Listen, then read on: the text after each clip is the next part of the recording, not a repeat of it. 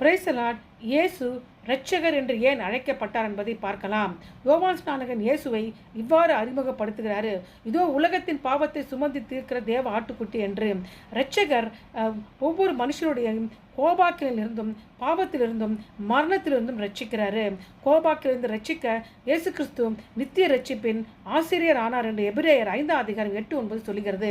அவர் குமாரனாக இருந்தும் பட்ட பாடுகளாலே கீழ்ப்படுதலை கற்றுக்கொண்டு தாம் பூரண ஆரம்பிண்டு தன் கீழ்ப்படுகிற யாருக்கும் நித்திய ரட்சிப்பை அளிப்பார். இரண்டாவது, பாவத்திலிருந்து நம் ரட்சிக்க அவர் பரிபூர்ண கீழ்ப்படுதலை காட்டினார் என்று ரோமர் 5:19-20 சொல்லுகிறது. முதலாம் ஆதாம் கீழ்ப்படியவில்லை. இரண்டாம் ஆதாம் ஆகிய இயேசு கிறிஸ்து கீழ்ப்படுதனால அநேக நீதிமான்களாக ஆக்கப்பட்டாங்க. மூன்றாவது, நித்திய மரணத்தை நம் ரட்சிக்க அவர் நமக்காக மரித்தாராம். மரண பயத்தின் அடிமைப்பட்டவர்களை விடுதலை பண்ணும்படிக்கு மரணத்தை அதிகாரியாக பிசாசை தம் மரணத்தினாலே அழித்தார். ஆமேன்.